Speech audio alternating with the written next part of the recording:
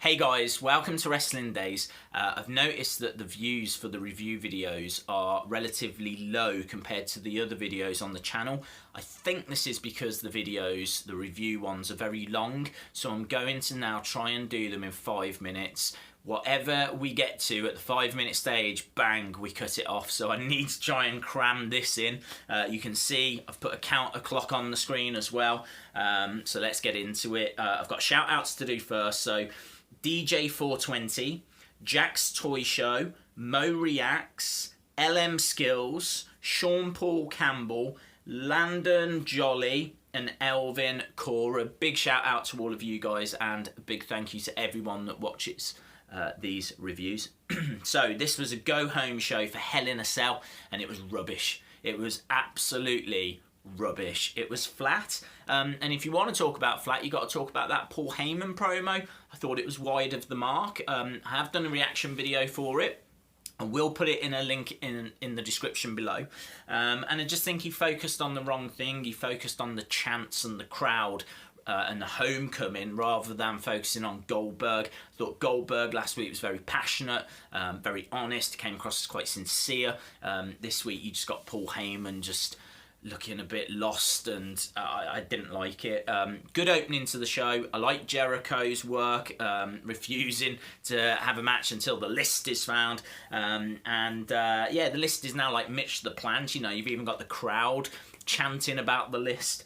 Enzo, it was good opening, but it dragged. Enzo beat Anderson. I don't know why. I know that means Gallows Anderson will probably win at Hell in a Cell, but you can't keep making them lose every week on Raw. Give them the odd pay-per-view win and just think that's going to be good enough, because it isn't.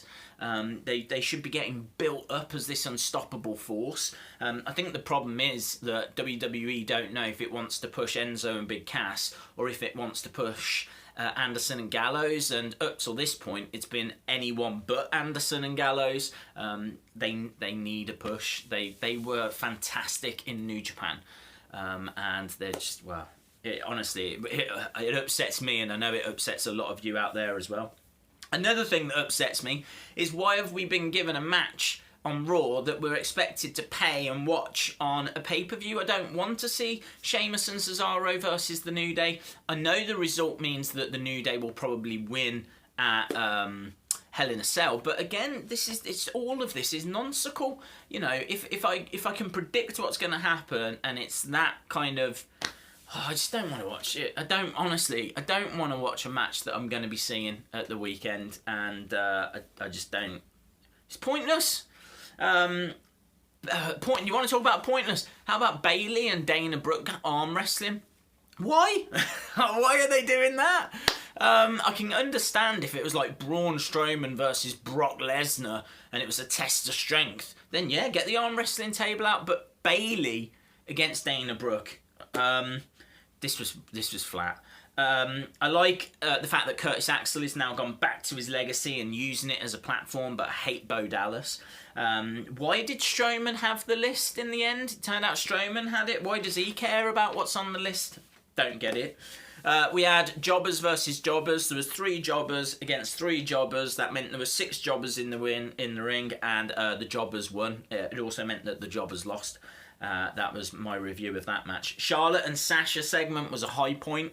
Really liked it. Foley talking about the cell changing him, and you know, the fact that he doesn't walk properly anymore, and it has been touched on before. But I would have liked them to have built up the importance of this, you know, the women going into this, rather than it just being about how demonic the cell is. But yeah, it was good. I really like Rich Swann, big Rich Swann fan. Love that he won. And Kendrick backstage, he just can't act.